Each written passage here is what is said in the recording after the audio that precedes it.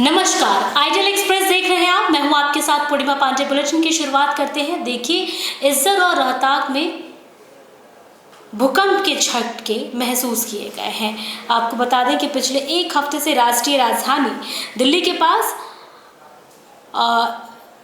इज्जत और रोहतक में भूकंप के झटके लगातार महसूस हो रहे हैं। हम आपको बता दें कि 10 जुलाई से अब तक कई बार धरती हिली है, जिस कारण से लोगों में डर और चिंता बढ़ गई है। बड़ा सवाल यह है कि क्या यह छोटे छोटे झटके किसी बड़े खतरे की ओर इशारा कर रहे हैं।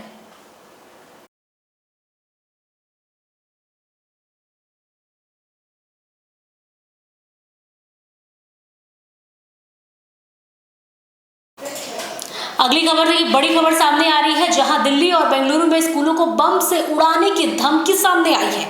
आज सुबह दिल्ली और बेंगलुरु में कई स्कूलों को बम से उड़ाने की धमकी मिली है।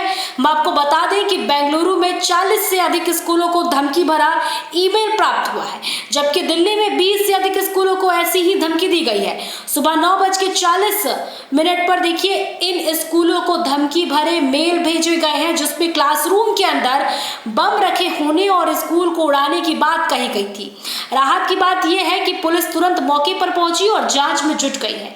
फिलहाल अब तक ऐसी कोई घटना नहीं हुई है, लेकिन ईमेल जो स्कूलों को मिला है, ऐसे में हलचल पैदा हो गई इस ईमेल की वजह से। और देखिए, 40 से अधिक बेंगलुरु में और दिल्ली में 20 से अधिक स्कूलों को यह धमकी भरा ईमेल मिला है।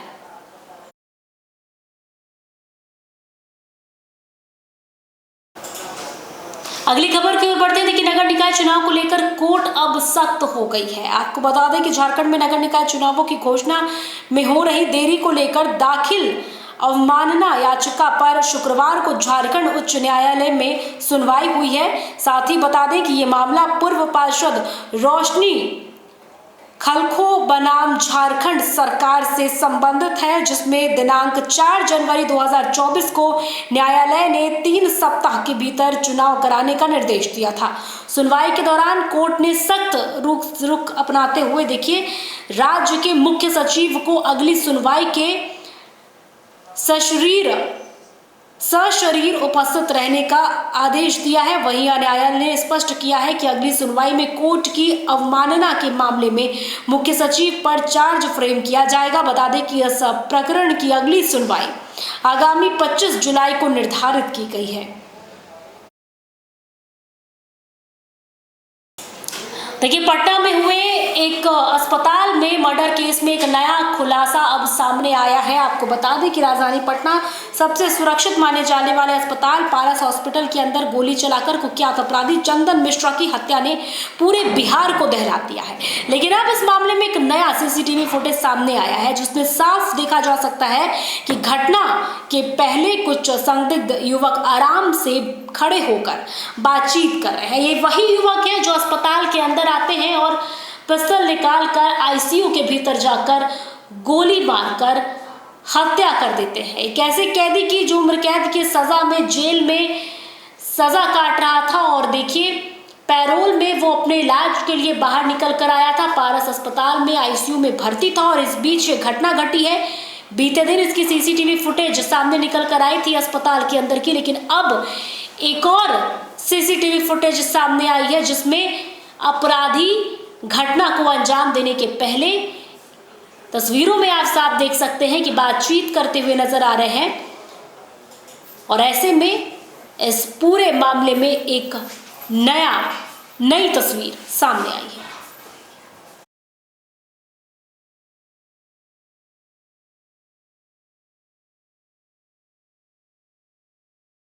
अगली खबर की ओर बढ़ते हैं। खबर कैमूर से, जहां अनियंत्रित ट्रक ने बाइक को टक्कर मारी, जिसमें एक व्यक्ति की मौत हो जाती है और दूसरा गंभीर रूप से इस पूरे मामले में घायल बताया जाता है। घटना के बारे में अधिक जानकारी आपको दें कि NH-19 पर एक तेज रफ्तार अनियंत्रित ट्रक ने बाइक में जोरदार टक्कर मार दी, जिसमें बाइक सवार 2 लोगों एक साथ घटनास्थल पर गिरे और देखिए, एक की मौत हो जाती है, दूसरा गंभीर रूप से घायल है। इसके बाद घायल को उपचार के लिए अनुमंडल अस्पताल मोहनिया ले जाया गया, जहां चिकित्सक ने जांच के बाद एक व्यक्ति को मृत घोषित कर दिया। वहीं दूसरे व्यक्ति की गंभीर हालत को देखते हुए उसे रेफर किया गया है। पूरा मामला है।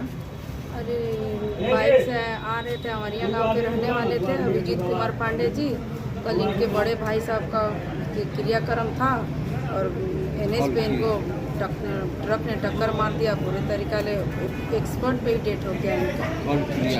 कहाँ के रहने वाले हैं? अवरिया गाँव। मोहनिया के। हाँ। ये क्या करने आए थे मोहनिया? अपने बड़े भाई का क्रियाक्रम के लिए सामान खरीदने आए थे अच्छा, और ट्रक ने टक्कर ऐसा मारा कि स्पॉट पे ही डेट हो गया इनका। कहाँ हुआ था ये घटना? NH पे हुआ है। NH पे कहाँ? देवकली के आसपास? हाँ, देवकली के आसपास। देवकली के आसपास। हाँ। पूरा मामला है?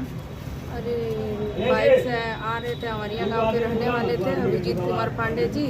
कल इनके बड़े भाई साहब का क्रियाक्रम था और NH पे इनको ट्रक ने टक्कर मार दिया। पूरे तरीका ले एक्सपर्ट पे ही डेट हो गया इनका। कहाँ के रहने वाले हैं? अवरिया गाँव। मोहनिया के। हाँ। ये क्या करने आए थे मोहनिया?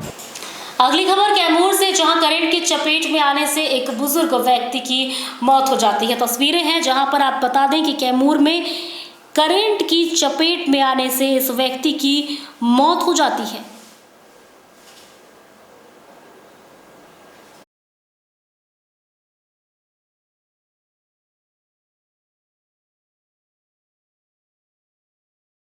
व्यक्ति की जान ले ली। बता दें कि घटना के बारे में बताया जा रहा है कि रास्ते में बिजली की तार गिरी हुई थी, जिसकी वजह से इस व्यक्ति की मौत हो जाती है। बुजुर्ग व्यक्ति की इसकी उम्र 51 वर्ष बताई जा रही है।